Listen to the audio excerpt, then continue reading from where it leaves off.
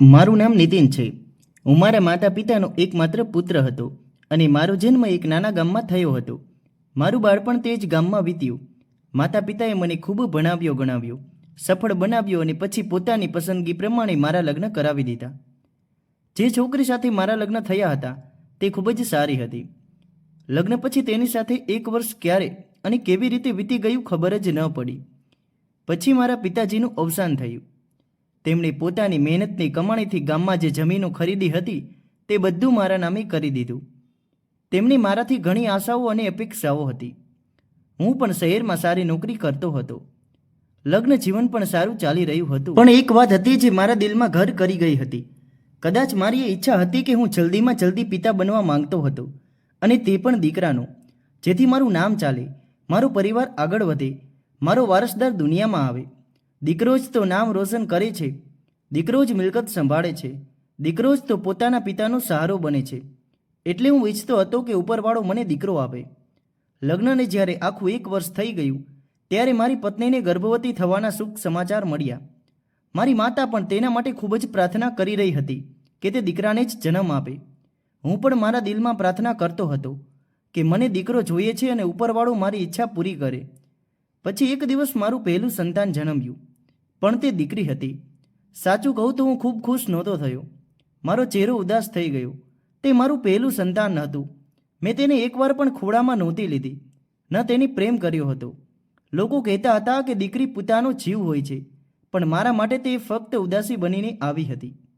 મારી પત્નીએ ઘણી કોશિશ કરી કે મારું દિલ નરમ થઈ જાય, હું મારી દીકરીને પ્રેમ કરવા લાગું, તેનો માસૂમ ચહેરો જોઈને મારું દિલ પીગળી જાય.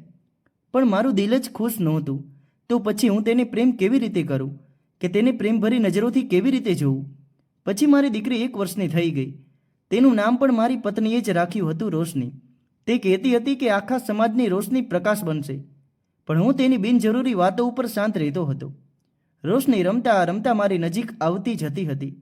તે ઈચ્છતી હતી કે હું તેને મારા ખોળામાં લઉં, તેને પ્રેમ કરું, પણ તો તેની સામેવાળાએ પણ ક્યારેય જોયું ન હતું. પછી 1 વર્ષ વીત્યું તો ફરીથી મારી પત્નીને ગર્ભવતી થવાની ખુશી મળી. આ વખતે મેં વિચારી લીધું હતું કે હવે તો દીકરો જ થવો જોઈએ. ઉપરવાળો મારી પ્રાર્થના સાંભળી લે. મેં મારી પત્નીને કહ્યું કે કોશિશ કરજે કે આ વખતે દીકરો જ થવો જોઈએ. તે શાંત થઈ ગઈ. તેની આંખોમાં સવાલ હતો જેનો મારી પાસે કોઈ જવાબ ન હતો. તે કહેવા લાગી કે નીતિન, આ બધું તો ઉપરવાળો કરશે, મારા હાથમાં તો કાંઈ નથી. પણ મેં સ્પષ્ટ શબ્દોમાં કહી દીધું કે મારે દીકરો જ જોઈએ છે, બસ. તે દિવસ પછી તે હંમેશા શાંત રહેવા લાગી હતી. કદાચ પ્રાર્થના કરવા લાગી હતી કે દીકરો જ થઈ જાય, કારણ કે તે જાણતી હતી કે જ્યારે હું મારી પહેલી દીકરીને પ્રેમ નથી કરતો તો બીજી દીકરી થશે તો તેને પણ નહીં કરું. એટલે હવે તેની પણ ઈચ્છા એ જ હતી કે દીકરો થઈ જાય. મારી જીદ, મારા શબ્દો તેના ઉપર બોજ બની ગયા હતા. અને પછી તે દિવસ પણ આવી ગયો જ્યારે બીજી વાર પણ મારી પત્નીએ દીકરીને જ જન્મ આપ્યો. હોસ્પિટલમાં જ્યારે મેં સાંભળ્યું કે બીજી પણ દીકરી થઈ છે તો મેં બૂમ પાડીને કહ્યું કે બીજી પણ દીકરી? મારો મૂડ ખરાબ થઈ ગયો, જેના પર મારી પત્નીની ખુશીઓ પણ ધીમી પડી ગઈ હતી. પણ તે તો તેની માં હતી. તેણે તેને જન્મ આપ્યો હતો. હું ભલે મારી દીકરીઓને પ્રેમ નહોતો કરતો, પણ તે બંને દીકરીઓને સરખો પ્રેમ કરતી હતી. હું સંપૂર્ણપણે શાંત બની ગયો હતો. મારી પત્ની પણ હવે મારી સાથે કોઈ વાત નહોતી કરતી. મારી ઈચ્છા ફરીથી તૂટી ગઈ. રોશની નાની નાની વાતો કરતી, તોફાન કરતી, પણ મારા દિલ ઉપર તેના તોફાનોની કોઈ અસર થતી નહોતી. મારી પત્નીએ મને ઘણીવાર સમજાવ્યું હતું, મારા આગળ હાથ પણ જોડ્યા હતા કે આ તો આપણું જ લોહી છે, દીકરીઓ દીકરા બનીને બનાવી દે છે. પણ મારું વર્તન એ જ રહ્યું. ત્રીજી વાર ફરીથી મારી પત્ની ગર્ભવતી થઈ તો મેં મારી પત્નીને સ્પષ્ટ શબ્દોમાં કહી દીધું કે જો તે દીકરાને જન્મ ન આપ્યો તો આ વખતે હું તને છૂટાછેડા આપી દઈશ. તે મારી વાત સાંભળીને ખૂબ જ દુઃખી થઈ, ધ્રુસકે ધ્રુસકે રડવા લાગી. મારી માતાએ પણ મને ખૂબ સમજાવ્યું કે બેટા, આ બધું તેના હાથમાં નથી. જો તારા ભાગ્યમાં દીકરો નથી તો પછી કોઈ શું કરી શકે છે? તે બિચારીને પરેશાન ન કર, ઉપરવાળા પાસે પ્રાર્થના કરતો રહે. જો તે ઈચ્છે તો તને દીકરાનો પિતા જરૂર બનાવશે. પણ મેં તો કહી દીધું હતું કે મારે દીકરો જ જોઈએ. દીકરો થશે તો જ હું તેની સાથે રહીશ, નહીતર તેને છૂટાછેડા આપી દઈશ. મારી પત્ની રોજ રાત્રે રડતી રહેતી હતી, પ્રાર્થના કરતી રહેતી હતી, અને તેના ચહેરા પરનું સ્મિત તો જાણે ગાયબ જ થઈ ગયું હતું. બંને દીકરીઓનું સરખી રીતે ધ્યાન રાખતી. મારી માતાને મારી આ વાત ખરાબ લાગી હતી. તે સંપૂર્ણપણે પોતાની વહુની પડખે હતી. પણ મને કોઈ ફરક જ નહોતો પડતો. અને પછી તે પણ સમય આવી ગયો કે ત્રીજી વાર પણ મારી પત્નીએ દીકરીને જ જન્મ આપ્યો. આ વખતે મારી પાસે કોઈ ગુંજાઈશ હતી નહીં. મારું લોહી ઉકળી ઉઠ્યું. મારી પત્નીએ મને રડતા જોયો. દીકરીને ખોળામાં આપી, પણ મેં તેને મારા ખોળામાં ન લીધી. તે સમજી ગઈ હતી કે હવે દીકરી પેદા કરવાનું પરિણામ શું આવવાનું છે. હું તેને હોસ્પિટલમાં એ હાલતમાં છોડીને ઘરે આવી ગયો હતો. બીજા જ દિવસે મેં વકીલ પાસે ડિવોર્સના કાગળિયા તૈયાર કરાવ્યા અને જેવી જ મારી પત્ની હોસ્પિટલમાંથી ડિસ્ચાર્જ થઈને ઘરે આવી તો મેં તેના મોઢા ઉપર મારી દીધા અને કહ્યું, મારે તારી સાથે નથી રહેવું. એક દીકરો મને ન આપી શકી તો આખી જિંદગી મારો સાથ શું નિભાવીશ? તે રડી રહી હતી. મારા પગમાં પડી ગઈ. નીતિન, જો મારા હાથમાં હોત તો હું તમને આખી દુનિયાની ખુશીઓ લાવી આપત, પણ આ વસ્તુ હવે મારા હાથમાં નથી. આ બધું તો ઉપરવાળાની દેન છે. તમે સમજતા કેમ નથી? પ્લીઝ તમે મને ન છોડો. હું ક્યાં જઈશ? મેં કહ્યું, ગમે ત્યાં જા, પણ હું તને મારી જિંદગીમાંથી કાઢવાનો નિર્ણય કરી ચૂક્યો છું. માં કહેવા લાગી કે ના બેટા, તું આવું ન કર. આ બિચારીને ન છોડ. તું જાણે છે કે તેના માતા પિતા પણ નથી. તે એકલી છે. હવે બેટા તે ક્યાં જશે? બેટા, આ બે સહારાનું દિલ ન દુખાવ. મેં કહ્યું, માં તમે પણ તેની તરફદારી કરો છો. જો તેનો સહારો તેની દીકરીઓ છે તો તે પોતાની દીકરીઓ સાથે જ રહેશે. હું પણ તો તમારા લોકોનો સહારો બન્યો છું ને. જો મારો દીકરો થયો હોત તો મારો સહારો બનશે. તમે લોકો આ વાત સમજતા કેમ નથી? પણ મેં કોઈની એક ન સાંભળી. માં છતાંય મારી પત્નીની તરફદારી કરતી રહી અને કહેવા લાગી કે વહુ, આ ઘર છોડીને ક્યાંય નહીં જાય. આ તેનું ઘર છે અને તે અહીં જ રહેશે. મેં કહ્યું, ઠીક છે, તો કાંઈ વાંધો નહીં. આ દીકરીઓ અથવા તો હું ઘરમાં રહીશ.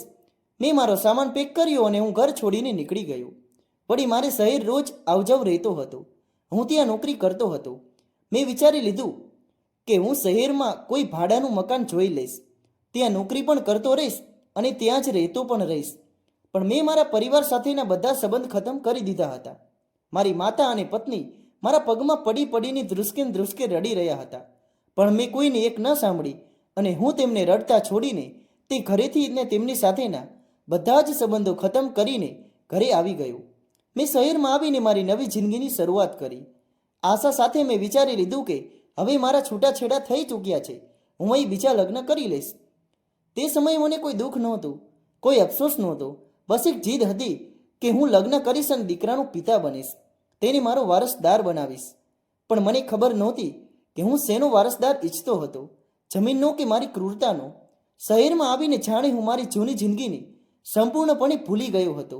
તે ઘર, તે ગામ, પત્ની, દીકરીઓ અને માં, તે બધું જાણે મારી જિંદગીમાં હતું જ નહીં. અહીં મને એક સુંદર છોકરી મળી ગઈ, જેના ઘરે હું પોતે સંબંધ લઈને પહોંચી ગયો હતો.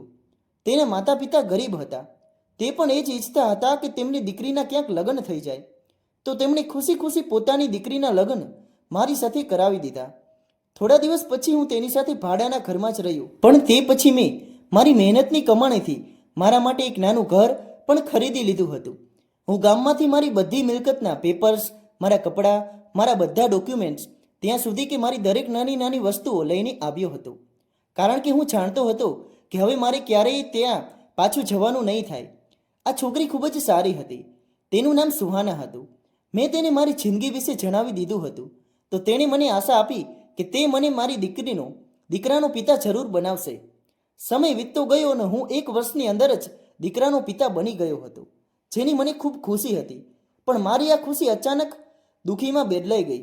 ગામમાંથી ફોન આવ્યો કે તમારી માતા દુનિયા છોડીને ચાલી ગયા છે. આ સાંભળીને મારી આંખોમાં આંસુ આવી ગયા. હું મારી માતાને ખૂબ પ્રેમ કરતો હતો. ગામમાંથી જેણે મને ફોન કર્યો હતો તેણે કહ્યું હતું કે તમારી માતાના અંતિમ સંસ્કાર માટે આવી જાઓ. પણ હું ન ગયો. ત્યાં સુધી હું મારા દીકરા સાથે મારી ખુશી બમણા કરવા માંગતો હતો.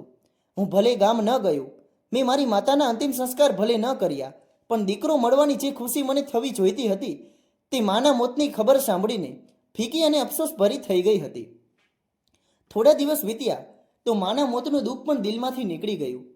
મારી નજરોમાં મારી બીજી પત્નીની ઇજ્જત ખૂબ વધી ગઈ હતી, કારણ કે તેણે મને એક દીકરાનો પિતા બનાવ્યો હતો. હું તેની દરેક ઈચ્છા પૂરી કરતો હતો. તેના માટે મેં ઘરમાં નોકરાણી પણ રાખી દીધી હતી, જેથી તેને ઘરનું કામ ન કરવું પડે અને તે વધુમાં વધુ મારા દીકરાનું ધ્યાન રાખે. હું મારા દીકરાની દરેક જીદ ખુશીથી પૂરી કરતો હતો. તે મારા માટે દુનિયાની સૌથી મોટી સફળતા હતું. પછી ઉપરવાળાએ મને બીજો દીકરો પણ આપ્યો, તો મારામાં જાણે ઘમંડની પાંખો આવી ગઈ હતી. મારા સપના હકીકતમાં બદલાઈ ગયા. હું દીકરાઓ સાથે ખૂબ જ ખુશ રહેવા લાગ્યો. હું મારી જાતને કહેતો કે નીતિન, તને તારી જમીનોના વારસદાર, તારા નામના વારસદાર, તારા ખાનદાનને આગળ વધારનારા દીકરા મળી ગયા છે. મને ક્યારેય મારી જૂની પત્ની અને મારી 3 દીકરીઓની યાદ ન આવી, જેમને હું છોડીને આગળ વધી ગયો હતો.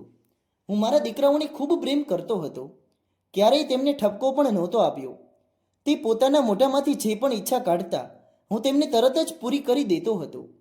મારી પત્ની પણ તેમને કંઈક એવો જ પ્રેમ કરતી હતી અને અમે બંનેએ મળીને તેમને ખૂબ લાડકૂડ આપીને બગાડી દીધા હતા.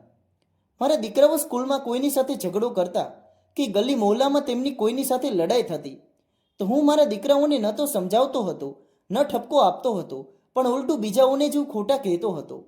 અને જો કોઈ અમારા ઘરે ફરિયાદ લઈને આવતું તો હું કહેતો કે તમે લોકો મારા દીકરાઓથી ઈર્ષા કરો છો. મારા બાળકો નાની ઉંમરથી જ ખૂબ તોફાન કરતા હતા. મારી પત્ની પણ હવે મારા જેવી જ બની ગઈ હતી. તે બાળકોનો ખૂબ પક્ષ લેતી હતી. જો હું ક્યારેક કંટાળીને તેમને કંઈક સમજાવતો તો તે તરત જ દિવાલ બની જતી હતી. કહેતી કે નીતિન, બાળકોને પરેશાન ન કરો. અમે બંનેએ બાળકોને તેમની ભૂલો પર ઠપકો આપવાને બદલે ઉલટું તેમને બગાડી દીધા હતા. મારા દીકરાઓ દર બીજા ત્રીજા દિવસે ગલીના કોઈને કોઈ બાળકને મારીને આવતા અથવા તો તેમનું માથું ફોડીને આવતા હતા. મેં ક્યારેય તેમને આ વાત ઉપર ઠપકો નહોતો આપ્યો અને રોક્યા ન હતા. હું તેમની આવી હરકતો ઉપર વધુ ખુશ થતો હતો કે તેમને પોતાનો બચાવ કરતા આવડે છે. મારા બાળકો ખૂબ બદતમીજ હતા. વડીલો સાથે પણ તમીજથી વાત નહોતા કરતા. મને બધું ખબર હતી, પણ છતાંય હું કંઈ કહેતો નહોતો. ઉલટું મારા બાળકોની આવી હરકતો ઉપર ખુશ થતો હતો. જેમ મારા દીકરાઓ મોટા થઈ રહ્યા હતા, તેમની જીભ, હરકતો અને વર્તન મારા કાબૂની બહાર થતા જતા હતા. હું તેમની સામે શાંત હતો, કારણ કે તે મારા વારસદાર હતા. મારા મગજમાં એ જ વાત બેસી ગઈ હતી કે આ બંને મારા પછી મારા નામને આગળ વધારશે. મારી દરેક વસ્તુના હકદાર આ જ છે. હું સમજતો હતો કે મારા દીકરાઓ મારા વારસદાર, મારી તાકાત છે, પણ હું નહોતો જાણતો કે જેમને મેં માથે બેસાડ્યા છે તે જ એક દિવસ મને જમીન ઉપર પછાડી દેશે. હવે મારા બંને દીકરાઓ જુવાન થઈ ચૂક્યા હતા. એક દિવસ મારા મોટા દીકરાએ મને જ ઊંચા અવાજે જવાબ આપ્યો, જ્યારે હું તેની કામ વિશે કંઈક સમજાવી રહ્યો હતો. તેણે કહ્યું કે પિતાજી, હંમેશા અમને સમજાવતા રહો છો. બાળપણમાં તો ક્યારેય તમે અમને ભૂલો કરતા નહોતા રોક્યા, અને હવે કામમાં જો કોઈ ભૂલ થઈ જાય છે તો જ્ઞાન આપવા લાગો છો. હવે અમે બાળકો નથી રહ્યા. હું તેની વાત પર શાંત થઈ ગયો. એક દિવસ મારો મોટો દીકરો મારી પાસે આવ્યો. હું મારી ઓફિસનું કામ પતાવવાની કોશિશ કરી રહ્યો હતો. તે મારી પાસે વેચતા કહેવા લાગ્યો કે પિતાજી, મારે લગ્ન કરવા છે. તેને લગ્ન કરવા હતા. મને આ વાતથી કોઈ વાંધો ન હતો, પણ જ્યારે તેણે મને છોકરી વિશે જણાવ્યું તો મને ગુસ્સો આવી ગયો, કારણ કે છોકરી મારા બિઝનેસ પાર્ટનરની દીકરી હતી. તે તેની સાથે પ્રેમ કરવા લાગ્યો હતો. હું તે છોકરીને મારા ઘરની બહુ બનાવવા ઈચ્છતો ન હતો, કારણ કે તેના પિતાએ પાર્ટનર હોવા છતાં મને બેવકૂફ બનાવ્યો હતો. પોતે પોતાનો ફાયદો જોઈ રહ્યો હતો અને મને ઘણા અંશે પાછળ કરી દીધો હતો. પણ છતાંય મને એટલો ફરક નહોતો પડ્યો. મને તેનાથી આ જ વાતનો ગુસ્સો હતો. મેં મારા દીકરાને સમજાવ્યો કે તેનો પિતા મને બિલકુલ પસંદ નથી અને તું એવી છોકરીને પસંદ કરી બેઠો છે. તેણે કહ્યું કે પિતાજી, તમને તેના પિતા પસંદ નથી, પણ મને તે છોકરી ખૂબ જ પસંદ છે. બસ તમે મારો રિશ્તો માંગી લો. મેં તેની સામે જોયું અને કહ્યું કે આવું ન થઈ શકે. હું તારા લગ્ન તે છોકરી સાથે નહીં થવા દઉં. તે સમયે તો મારો દીકરો શાંત થઈ ગયો. માત્ર એટલું કહીને ત્યાંથી જતો રહ્યો કે વારસદાર તો પેદા કરી લીધા, પણ તેમની ઈચ્છાઓની તમને ઈચ્છા નથી થતી. હું શાંતિથી મારી જગ્યાએ બેઠો રહ્યો. સમય એ જ રીતે વીતતો ગયો. મારા બંને દીકરાઓ જુવાન થવાની સાથે સાથે ખૂબ જ સમજદાર પણ થઈ ગયા હતા. હું ઘરડાપાની ઉંમરે પહોંચી ચૂક્યો હતો. હવે મારાથી ઓફિસ પણ નહોતું જવાતું. બસ ઘરમાં જ રહેવા લાગ્યો અને ઘરનું વાતાવરણ જોતો રહેતો. મારા દીકરાઓને મેં ખૂબ લાડ પ્રેમથી ઉછેર્યા હતા. તેમની દરેક વાત માની. તે જ હવે મારા માટે લાચારીનો રસ્તો બની રહ્યા હતા. મારી પત્ની, જેને પણ મેં ખૂબ ઇજ્જત આપી હતી, મારા માથે બેસાડી હતી, તે હવે નાની નાની વાતો ઉપર ગુસ્સે થઈ જતી, મને મેણા મારતી. તેના ચહેરામાં અજાણ્યાપણું આવી ગયું હતું. એક દિવસ મારા મોટા દીકરાએ કહ્યું કે પિતાજી, તમારો રૂમ અમારા રૂમની બરાબર બાજુમાં છે. તમે આખી રાત ખાંસતા રહો છો, જેના કારણે અમને ઊંઘ નથી આવતી. નાના દીકરાને પણ કંઈક આવું જ કહ્યું.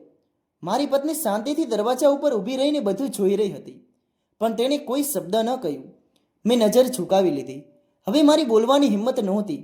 હું તે લોકો માટે વૃદ્ધ થઈ ચૂક્યો હતો, નકામો થઈ ચૂક્યો હતો. મારું પથારી અને કેટલીક જૂની વસ્તુઓ તેમને સ્ટોર રૂમમાં રાખી દીધી હતી. સ્ટોર રૂમની છતમાંથી પાણી ટપકતું હતું. રૂમમાં ભેજ હતો. તે ગૂંગળામણ હતી જે કદાચ કોઈએ વર્ષોથી મહેસૂસ નહીં કરી હોય. પણ મેં કંઈ ન કહ્યું. મેં ધીરજ રાખી અને વિચાર્યું કે ઓછામાં ઓછું મારી માથે છત તો છે. હું જે જમીનનો માલિક હતો, જે વારસદારોના સપના જોતો હતો, છતમાંથી પાણી ટપકતું તો હું ચાદરમાં મોઢું છુપાવી લેતો હતો. ક્યારેક ક્યારેક ખાંસીના હુમલા આવતા. મારી પત્નીને પણ મારી કોઈ ફિકર નહોતી. હું એ સમજતો રહ્યો કે હું નસીબદાર છું, કારણ કે હું મારા દીકરાઓ પાસે છું. ક્યારેક મને રૂમની બારીમાંથી તેમની વાતોનો અવાજ આવતો હતો. તે હસતા હસતા પોતાની માતાને મારી નબળાઈ જણાવતા. ક્યારેક ક્યારેક દિલ કરતું કે દરવાજો ખોલીને કહું કે હું એ જ માણસ છું જેણે તમને ઇજ્જત આપી અને પ્રેમથી ઉછેર્યા, પણ મારી જીભ સાથ નહોતી આપી રહી. શરીર પણ હવે હિંમત હારી ચૂક્યું હતું. પત્ની ક્યારેક પોતે મને ખવડાવતી તો ક્યારેક નોકરાણીના હાથે મોકલી દેતી, પણ તેનું વર્તન પણ હવે ઘણું ખરાબ થઈ ચૂક્યું હતું. જાણે હું આ બધા માટે બોજ બનીને રહી ગયો છું. મેં તેમની આવી હરકતો જોઈને પોતાને સમજાવી લીધું હતું કે મારા 2 દીકરા છે. મેં તેમના માટે બધું છોડ્યું હતું અને તેના ઉપર ભરોસો કર્યો હતો. પણ હવે તે મારી સાથે જેવું કરી રહ્યા હતા તે હિસાબે તે મારા ભરોસાને લાયક નહોતા રહ્યા. હું આ સ્ટોર રૂમમાં એકલો પડ્યો રહેતો હતો. કોઈને મારી કોઈ ફિકર હતી નહીં. કોઈ મને પૂછવા વાળું પણ હતું નહીં. એક દિવસ મને બહારથી હલચલનો અવાજ આવી રહ્યો હતો. મેં બારીમાંથી ડોક્યું કરીને મારી પત્નીને પૂછ્યું કે શું વાત છે, આ શેની હલચલ છે? તેણે કહ્યું કે આપણા મોટા દીકરા પવને પોતાની મરજીથી લગ્ન કરી લીધા છે. મેં ચોંકીને કહ્યું કે એ જ છોકરી સાથે જેની સાથે તે લગ્ન કરવા માંગતો હતો? તે હસતા હસતા કહેવા લાગી, હા, જેમ તમે નહોતા માની રહ્યા એમ જ તે છોકરીનો પિતા નહોતો માની રહ્યો. તો મારો દીકરો તેની ભગાડીને લઈ આવ્યો. હું વહુના સ્વાગતની તૈયારી કરી રહી છું. આ સાંભળીને મારું લોહી ઉકળી ઉઠ્યું હતું. મને ખૂબ જ ગુસ્સો આવ્યો હતો, પણ હું કંઈ કરી શકતો નહોતો. જે દીકરાઓ માટે મેં આટલા બલિદાન આપ્યા, દરેક સંબંધને છોડ્યો. આજે મારા પોતાના જ દીકરાઓ પોતાની જિંદગીનો સૌથી મોટો નિર્ણય પોતે જ કરી રહ્યા હતા. અને ન તો હું તેમની ખુશીમાં સામેલ છું, પણ દિલમાં એક આશા હતી કે કદાચ વહુ આવશે તો ઘરનું વાતાવરણ થોડું બદલાઈ જશે. પણ હું ખોટો હતો. હવે મારી જિંદગીનો દરેક દિવસ સ્ટોર રૂમના અંધારામાં જાતો હતો. હું પોતાને દિલાસો આપતો રહ્યો કે હું તે બદનસીબ નથી જે લાવારીસ છું. મારું સારું પણ મારા દીકરાઓ છે. આજે ખરાબ છે તો કાલે સારું થશે, એવું જ વિચારીને દર રાત્રે આંખ બંધ કરી લેતો. પણ કદાચ મને અંદાજ નહોતો કે આ તો ફક્ત શરૂઆત છે. જે દુઃખ હું સહન કરી રહ્યો હતો તે પરિણામ નહોતું, પણ એક સજા હતી જે હજી ભોગવવાની બાકી રહી ગઈ હતી, જે મારા પોતાનાઓએ જ મને આપી હતી. હું મારા જ ઘરના સ્ટોર રૂમમાં કેદ થઈને રહી ગયો હતો. તે દિવસ હંમેશા મારી યાદમાં રહેશે, જ્યારે હું એક દિવસ મારી મરજીથી સ્ટોર રૂમમાંથી બહાર ચાલ્યો ગયો. મને ખૂબ જ તેજ તાવ હતો. મારું શરીર ધ્રુજી રહ્યું હતું. ઘણા દિવસથી મને ખાંસી થઈ રહી હતી. હું ઈચ્છતો હતો કે દવા લઈ લઉં. કદાચ બહાર ખુલ્લી હવામાં થોડીવાર માટે બેસીશ તો મારી તબિયત થોડી સારી થઈ જશે. હું ડ્રોઈંગ રૂમ પાસેથી પસાર થયો તો મારા મોટા દીકરાની પત્ની મને જોઈને ચીસ પાડી ઉઠી. કહેવા લાગી કે તમે બહાર કેમ નીકળી આવ્યા છો? તમે કેટલા બીમાર છો? અમને પણ બીમાર કરી નાખશો. ત્યારે મારો નાનો દીકરો ગુસ્સાથી મારો હાથ પકડીને કહેવા લાગ્યો કે પિતાજી, કેટલી વાર કહ્યું છે કે સ્ટોરરૂમમાંથી બહાર ન નીકળશો. દર સમયે ખાંસતા રહો છો. તમે અમને પણ તમારી બીમારી લગાડવા માંગો છો કે શું? મેં કહ્યું, બેટા બસ 2 મિનિટ થઈ છે, થોડી વાર બેસવા દે. અંદર શ્વાસ બંધ થઈ રહ્યો હતો, પણ મારી વાત સાંભળવાવાળું કોઈ હતું નહીં. નાના દીકરાએ જોરથી મારો ખભો ઝાટકી દીધો અને કહેવા લાગ્યો કે પાછા અંદર જાઓ અને હવે કોઈથી બહાર ના આવતા, નકર હું તમને મારીશ. હું શાંતિથી પાછો સ્ટોર રૂમમાં આવી ગયો હતો. ત્યાં એક નાનો પંખો પણ નહોતો. ખૂબ વધારે ગૂંગળામણ હતી. એક દિવસ સવારના સમયે મને ખૂબ જ તેજ તરસ લાગી. રૂમમાં પાણી ખતમ થઈ ગયું હતું. મેં અવાજ લગાવીને પાણી માંગ્યું તો વહુ પાણીનો ગ્લાસ લઈને આવી. કહેવા લાગી કે તમારે બહાર આવવાની જરૂર નથી, બસ ગ્લાસ લઈ લો. હું અંદર નહીં આવું કારણ કે તમે બીમાર છો. તમારું ઇન્ફેક્શન મને પણ લાગી શકે છે. મેં ધ્રુજતા હાથે પાણીનો ગ્લાસ પકડ્યો તો તે જમીન ઉપર પડી ગયો. વહુ ત્યાંથી ચાલી ગઈ. તેણે મને ફરીથી પાણી ન આપ્યું. મેં પોતે જ હળવો દરવાજો ખોલીને કાચના તૂટેલા ટુકડા ઉઠાવ્યા અને સમેટતો રહ્યો. કોઈને તકલીફ ન થાય. થોડા દિવસ વધુ દર્દનાક વીતી રહ્યા હતા. મારા પેટમાં એક દિવસ ખૂબ જ તેજ દર્દ ઉપડ્યું. હું જોર જોરથી ચીસો પાડી રહ્યો હતો, પણ કોઈએ મારો અવાજ ન સાંભળ્યો. હું અવાજ આપતો રહ્યો, દરવાજો ખટખટાવતો રહ્યો. થોડી વાર પછી મારો નાનો દીકરો આવ્યો અને કહેવા લાગ્યો, પિતાજી, શોર શું કામ મચાવો છો? મેં કહ્યું, બેટા, મારા પેટમાં ખૂબ જ દુખી રહ્યું છે, મને કોઈ દવા આપી દે અથવા ડૉક્ટર પાસે લઈ જા. તેણે કહ્યું કે કોઈ દર્દ નથી, આ બધું તમારા બહાર નીકળવાના નાટક છે. તમે કંઈક ઉલટું સીધું ખાઈ લીધું હશે એટલે દર્દ થયું છે. ના પાડી છે ને કે વધારે ખાતા નહીં, 2-3 દિવસ ભૂખ્યા રહેશો તો પેટનું દર્દ ઠીક થઈ જશે, કોઈ જરૂર નથી દવાની. એટલું કહીને તે તો ત્યાંથી ચાલ્યો ગયો. મને એટલું જ દર્દ તેજ થઈ રહ્યું હતું. હું બેહોશ થવા લાગ્યો હતો. મને યાદ છે જ્યારે મને હોશ આવ્યો તો હું ત્યાં જ સ્ટોર રૂમની જમીન ઉપર હતો. મને જોવાવાળું કોઈ હતું નહીં. શાંતિથી બેઠો રહ્યો. મારી જિંદગી ખૂબ જ ખરાબ વીતી રહી હતી. એક દિવસ મેં સ્ટોર રૂમમાં હાજર જૂની પેટીમાંથી ધાબળો કાઢ્યો અને તેમાં લપેટાઈને સૂવા લાગ્યો. તે જ સમયે મોટો દીકરો આવ્યો અને ધાબળો જોરથી ખેંચીને કહેવા, આંસુગંદકી ફેલાવી રાખી છે. આ ધાબળાના કારણે દુર્ગંધ ફેલાઈ રહી છે આખા ઘરમાં. આ જૂની વસ્તુઓથી બીમારી ફેલાય છે. મેં વિનંતી કરી કે બેટા, આને મારી પાસે રહેવા દે, મને રાત્રે ઠંડી લાગે છે. પણ તેણે તેને ઉઠાવીને બહાર ફેંકી દીધો. તેમની આ બધી હરકતો મારા ઉપર દિલના ઊંડા ઘા કરી રહી હતી. હવે હું કોઈની વાત ઉપર વિશ્વાસ કરવાની કાબિલ નહોતો રહ્યો. મારો ભરોસો, મારો પ્રેમ બધું જ કચડાઈ ગયું હતું. મારી પત્ની જેની દરેક ઈચ્છા મેં પૂરી કરી હતી, આજે તેની દરેક ઈચ્છા તેના દીકરા પૂરી કરી રહ્યા હતા, તો તેને પોતાનો પતિ ખરાબ લાગી રહ્યો હતો. આવા દુઃખના સમયમાં મને મારી પત્ની અને મારી તે 3 દીકરીઓ યાદ આવી, જેમને હું ઘણા વર્ષો પહેલાં છોડીને એ શહેરમાં પાછો આવી ગયો હતો. મેં વિચાર્યું, કદાચ આજે જો તે મારી સાથે હોત ને તો કદાચ તે મારી સેવા કરતી. હવે હું મારા દીકરાઓની હરકતો વધુ સહન નહોતો કરી શકતો. હું મારી જિંદગીના તે દિવસો ક્યારેય નહોતો ભૂલી શકતો. મારો નાનો દીકરો રૂમમાં આવ્યો. તેના હાથમાં એક ફાઇલ હતી અને ચહેરા ઉપર અજીબ ગંભીરતા હતી. તેણે આવીને કહ્યું, પિતાજી, આ પેપર ઉપર સહી કરી દો. આ ઘર અને તમારી જમીનના કાગળિયા છે. અમે ઈચ્છીએ છીએ કે તમે આ અમને બંનેને ભાઈઓના નામે કરી દો. તમે બીમાર છો, હું ઈચ્છું છું કે આ કામ તમારા જીવતે જીવ થઈ જાય. આ સાંભળીને તો મારા પગ નીચેથી જાણે જમીન ખસી ગઈ. મને એવું લાગ્યું કે જાણે કોઈ મારા શરીરમાંથી જીવ કાઢી લીધો હોય. મને લાગ્યું કે કદાચ મેં કંઈક ખોટું સાંભળી લીધું છે.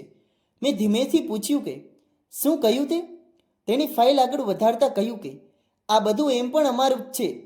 તમે જ તો કહેતા હતા કે અમે વારસદાર છીએ, તો પછી આ કાનૂની કાર્યવાહી પણ પૂરી કરી દો.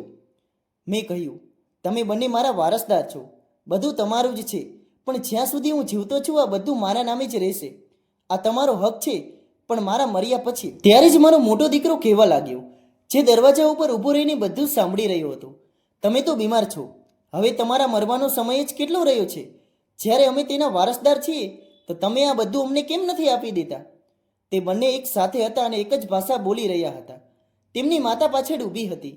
મેં તેમને સમજાવવાની કોશિશ કરી કે બેટા, આ બધું તમારું જ છે, બસ હું હજી આ બધું તમારા નામે નહીં કરું.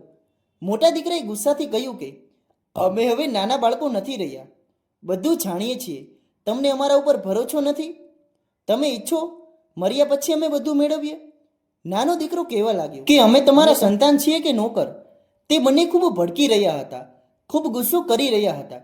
મેં કહ્યું, મારી વાત તો સાંભળો, બધું તમારું જ છે, પણ હજી સમય નથી આવ્યો. મારી પત્ની જે ઘણી વારથી શાંત ઊભી હતી, હવે તેમના સાથે સાથે બોલવા લાગી. તેણે પણ મને મહેણા માર્યા અને કહેવા લાગી કે નીતિન, તમે આખરે અમને આપ્યું જ છે શું? માત્ર વચનો. હવે જ્યારે આ બધું દીકરાઓ હક છે તો પછી તમે આ ઘરનું વાતાવરણ કેમ ખરાબ કરો છો? મારી આંખો સામે એ દ્રશ્ય હતું જે મેં મારી પહેલી પત્ની માટે પોતે બનાવ્યું હતું. આજે તે જ પરિણામ મારી સામે હતું, પણ પાત્રો બદલાઈ ચૂક્યા હતા. તે જ દિવસે મારા દીકરાઓએ મારો સામાન ઉઠાવ્યો અને મને દરવાજા ઉપર ધકેલી દીધો. નાના દીકરાએ કહ્યું કે તમારે અહીં રહેવાની જરૂર નથી. જ્યારે તમે બધું અમારા નામે કરી દેશો ત્યારે જ અમે ઘરમાં રહેવા દઈશું. તેમણે મળીને મને ઘરની બહાર કાઢી મૂક્યો. મારા પગ જાતે જ રસ્તા ઉપર ચાલવા લાગ્યા. મારી સાથે કાંઈ નહોતું, ન સામાન ન પૈસા, માત્ર આંખોમાં આંસુ હતા અને કમજોર કાયા. સામાન તો તે લોકોએ ફેંકી દીધો હતો, પણ મારા શરીરમાં એટલી હિંમત નહોતી કે હું મારો સામાન ઉઠાવીને રસ્તા ઉપર આમ તેમ ફરી શકું. મારા જ શહેરની ગલીઓ મને અજાણી લાગી રહી હતી. ચારે તરફ અજીબ સૂર ગુંજી રહ્યો હતો, પણ મારા અંદરની શાંતિ ચીખી હતી. હું એક ઝાડ નીચે જઈને બેસી ગયો અને વિચારવા લાગ્યો કે નીતિન, તું જે ક્યારેક પોતાની જમીનોના વારસદારના સપના જોતો હતો, આજે તેમણે જ તને ક્યાંયનો ન છોડ્યો. હવે મેં નિર્ણય કરી લીધો હતો કે મારે કાયદાનો સહારો લેવો છે, પોલીસ સ્ટેશન જઈને. છેલ્લા સમયમાં આ વાત મેં મારા દીકરાઓને પણ સમજાવી હતી, તો તે બંને હસવા લાગ્યા. કહેવા લાગ્યા કે ઠીક છે, જ્યાં જવું ત્યાં જાઓ. કાયદો પણ જાણે છે કે આ બધું અમારું છે, તમે અમને નહીં રોકી શકો. તેમની આ વાત મારા કાનમાં ગુંજી રહી હતી, પણ હું શાંત રહ્યો. હું થાકેલા પગે પોલીસ સ્ટેશન પહોંચ્યો. ત્યારે એક હવાલદારે મને દયાભરી નજરથી જોયું. થોડીવાર પછી એક કોન્સ્ટેબલ મારી પાસે આવ્યો અને કહેવા લાગ્યો કે શું પરેશાની છે. મેં કહ્યું કે મારે એસપીને મળવું છે. તેણે કહ્યું કે તમારું નામ શું છે. મેં જવાબ આપ્યો ને મારું આઈડી કાર્ડ બતાવ્યું, જે હંમેશા મારા કપડાના ખિસ્સામાં રાખેલું હતું. તેણે મારું આઈડી કાર્ડ ધ્યાનથી જોયું અને પછી મારા ચહેરા તરફ ધ્યાનથી જોવા લાગ્યો. એવું લાગી રહ્યું હતું કે જાણે તે મને ઓળખવાની કોશિશ કરી રહ્યો. તેણે મને પૂછ્યું કે તમને શું પરેશાની છે. મેં તેને બધું જ જણાવી દીધું. મેં કહ્યું મારે 2 દીકરા છે અને એક પત્ની, પણ આખી જિંદગી મેં તેમને સાચવ્યા. પણ આજે એ જ દીકરાઓએ મને મારા ઘરમાંથી કાઢી મૂક્યો છે, માત્ર મિલકત માટે. આખી વાત સાંભળ્યા પછી તેણે કહ્યું કે તમને ખબર છે અહીંના એસપી કોણ છે. મેં નામાં માથું હલાવ્યું. તે ધીમેથી મારી નજીક આવ્યો અને કહેવા લાગ્યો કે અહીંની એસપી મેડમનું નામ છે રોશની નીતિન વર્મા. મેં કહ્યું રોશની નીતિન વર્મા? નીતિન વર્મા તો હું છું, અને રોશની મારી મોટી દીકરીનું નામ. મારા હોઠ ધ્રુજવા લાગ્યા. રોશની, તે તો મારી મોટી દીકરી. તે કહેવા લાગ્યું કે જી, અને તેમની ફાઇલ સાથે આ જ કાર્ડ લાગેલું છે, એટલે હું તમને ઓળખી ગયો અને સમજી ગયો કે તમે તેના પિતા છો. આ સાંભળીને હું આશ્ચર્યચકિત થઈ ગયો.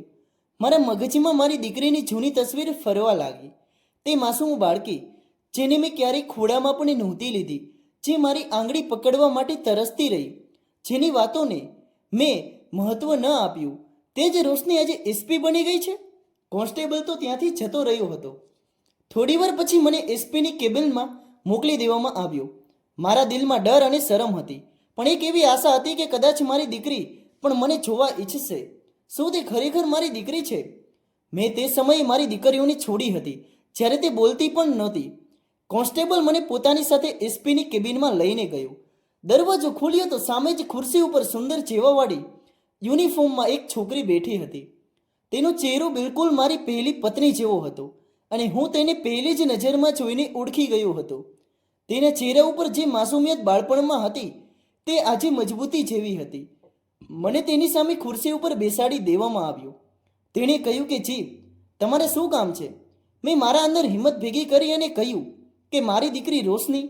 આજ તે શબ્દો હતા જે મારા મોઢામાંથી નીકળ્યા અને તેની આંખોમાંથી આંસુ નીકળવા લાગ્યા.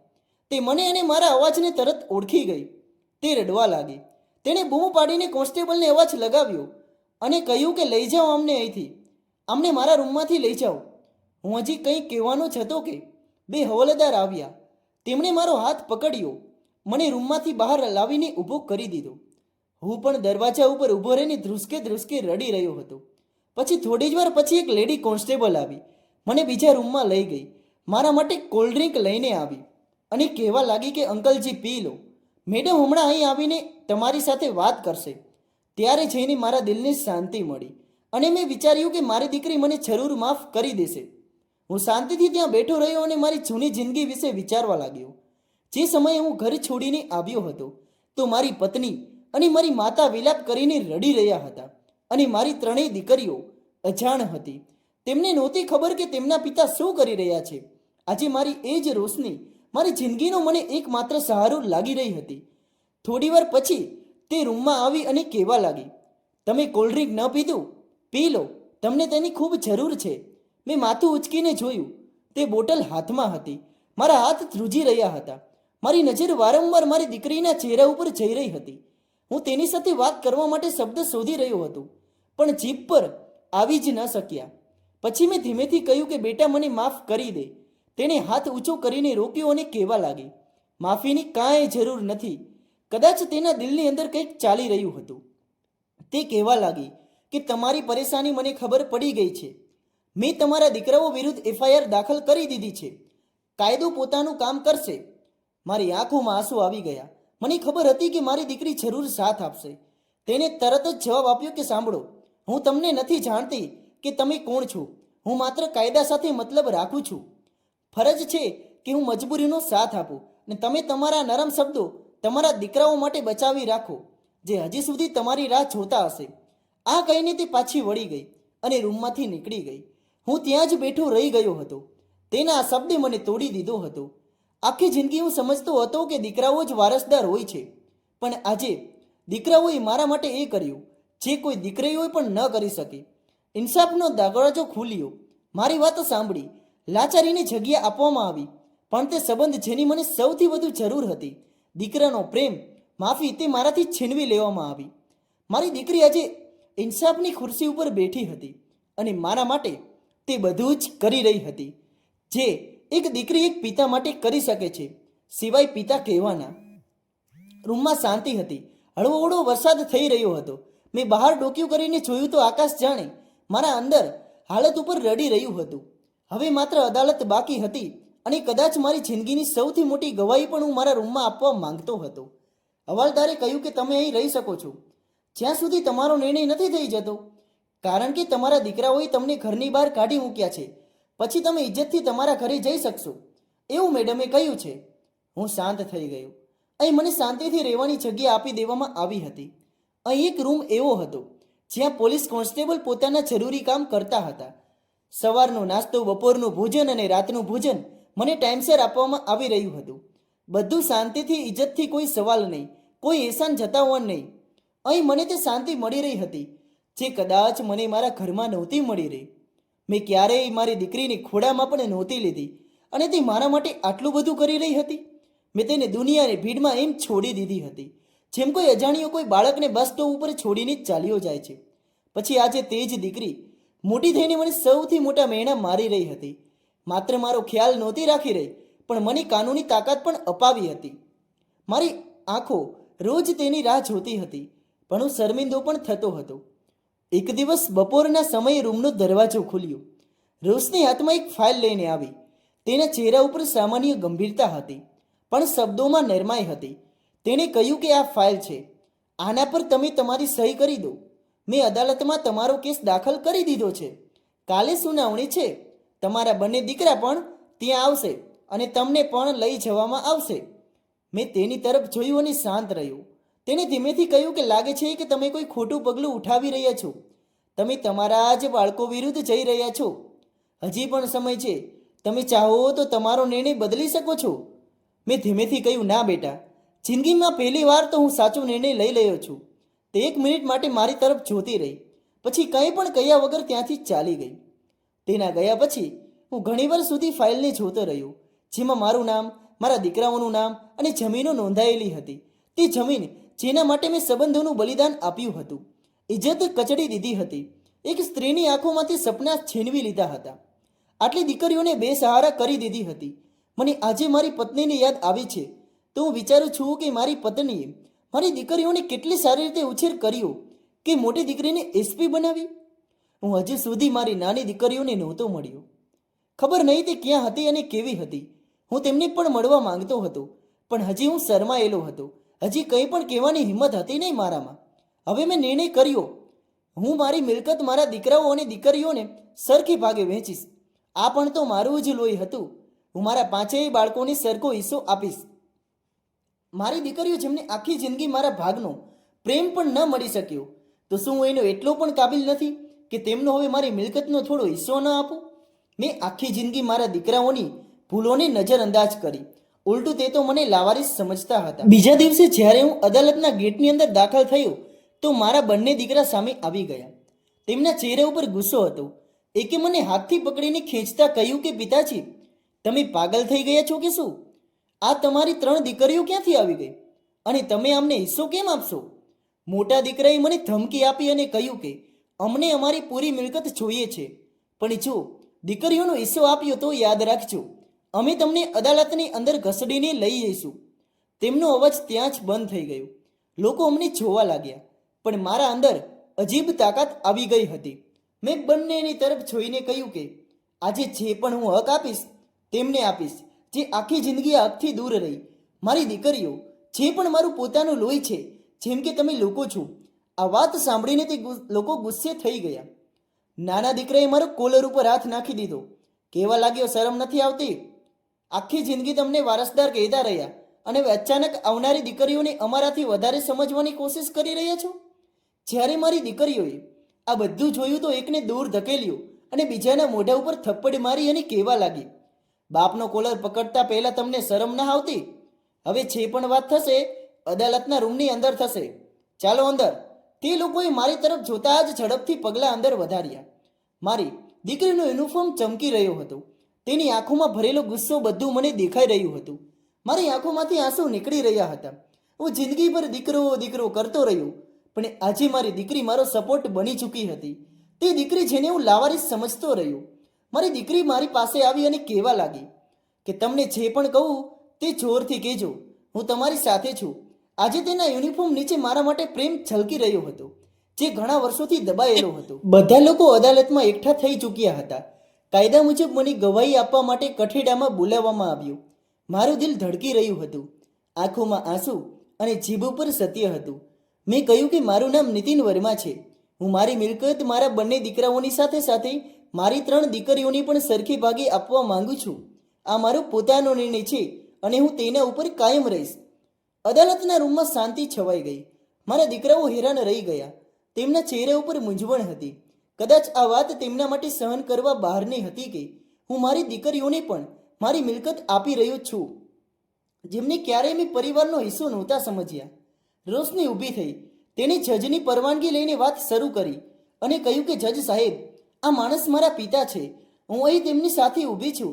તેમણે પોતાની જિંદગીમાં ઘણી બધી ભૂલો કરી છે, જેમાં સૌથી મોટી ભૂલ એ હતી કે તેમણે પોતાની દીકરીઓને ક્યારેય પ્રેમ ન આપ્યો. પણ આજે જ્યારે તે પોતાની ભૂલો સુધારવા માંગે છે તો હું તેની ઇજ્જત કરું છું, કારણ કે ઠોકર ખાઈને જ માણસને પોતાની ભૂલનો અહેસાસ થાય છે. પણ મને શું? મારી બહેનોને તેમની આપેલી મિલકતથી કોઈ મતલબ નથી. મારી માતાએ મારા પિતા વગર મારી અને મારી બહેનોનો ઉછેર ખૂબ સારી રીતે કર્યો. મારી એક બહેન ડૉક્ટર છે, હું પોતે એસપી છું અને મારી સૌથી નાની બહેન ટીચર છે. અમે ત્રણેય કાબિલ છીએ, એટલે અમને તેમની મિલકત નથી જોતી. હું આ વાત તમારા રેકોર્ડમાં સામેલ કરાવવા માંગુ છું. અમને હિસ્સો નથી જોઈતો. જજે હેરાનેથી પૂછ્યું, કેમ? આ તો તમારો હક છે.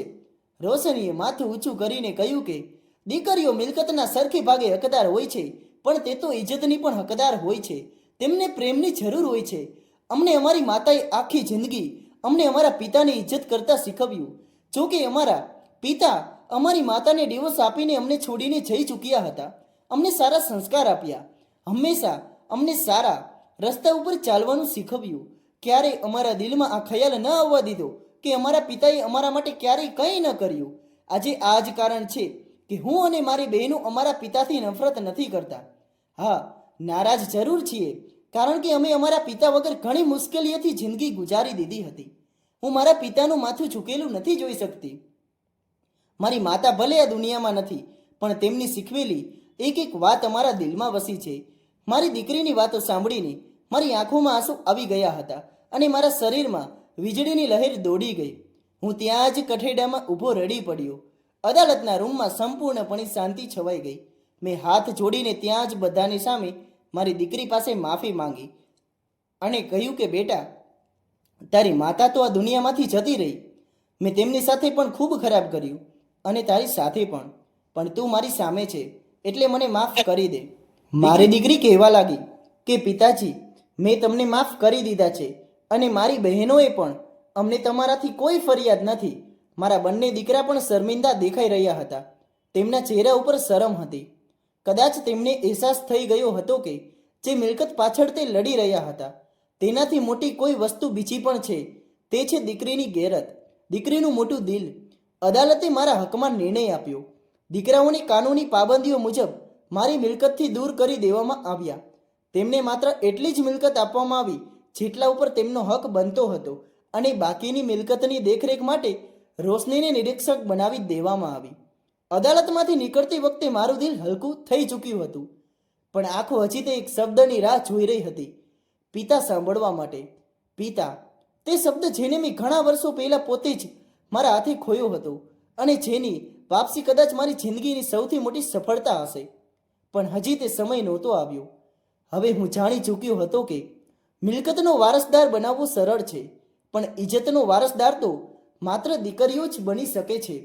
અદાલતે મારા હકમાં નિર્ણય તો આપી દીધો હતો.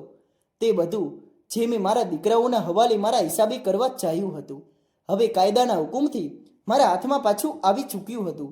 મારા દિલમાં કોઈ જીતનો ઘમંડ નહોતો, પણ એક ખાલીપો હતો. જાણે હું બધું જીતીને હારી ચૂક્યો છું. મેં મારા વકીલ પાસે કાગળિયા તૈયાર કરાવ્યા. જે જમીન અને મિલકત હતી જેમાં બધાના હિસ્સા સરખા કરી દીધા. મેં દરેક માટે કાગળિયામાં હિસ્સો લખાવ્યો. મારી દીકરીઓ આ નિર્ણય ઉપર હેરાન હતી, પણ શાંત હતી. કદાચ તે જાણતી હતી કે હું આ સમયે કોઈ બીજા હાલતમાંથી પસાર થઈ રહ્યો છું. મેં જ્યારે ઘરના કાગળિયા ઉપર સહી કરી અને કહ્યું કે આ ઘર હું તમને બંને દીકરીઓના નામે કરી રહ્યો છું.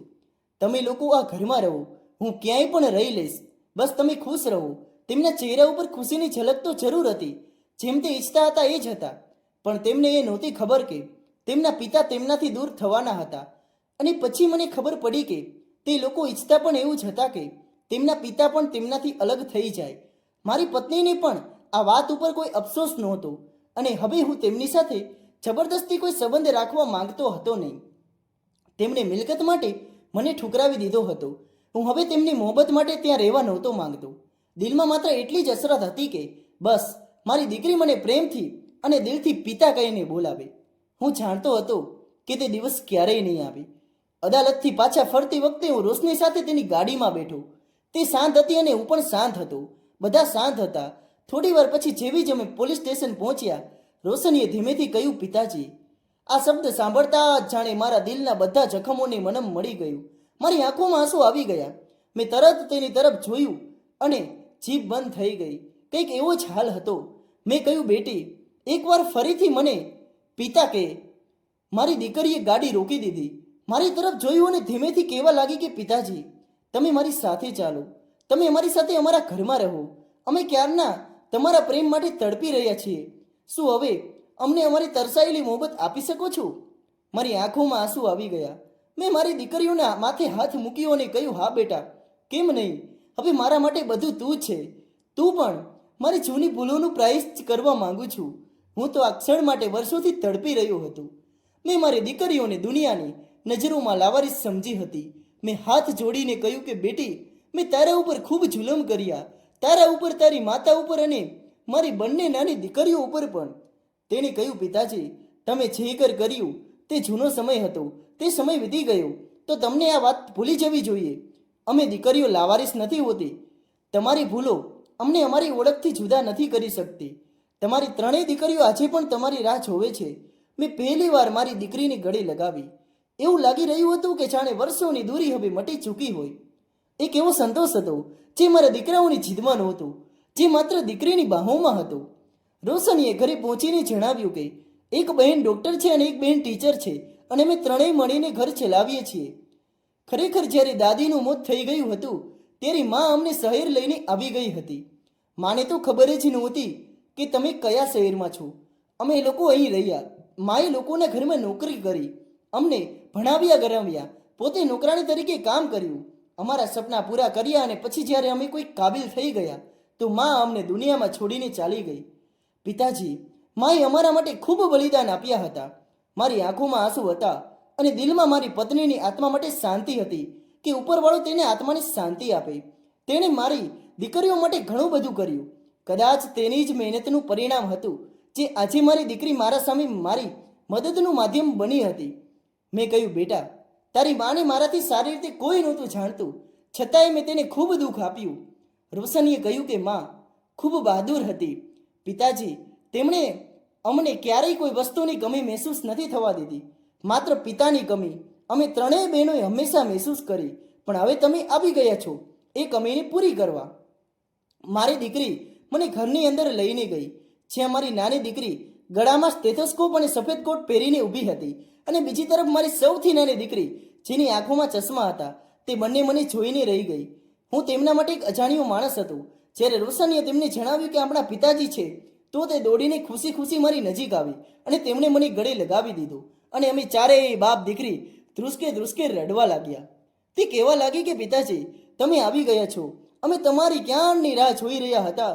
જ્યારથી દીદીએ અમને જણાવ્યું હતું ને કે તમે અમારી જિંદગીમાં પાછા આવી ગયા છો, ત્યારથી અમે લોકો ખૂબ ખુશ થયા હતા. અમે જ દીદીને કહ્યું હતું કે તમને અહીં જરૂર લઈને આવે.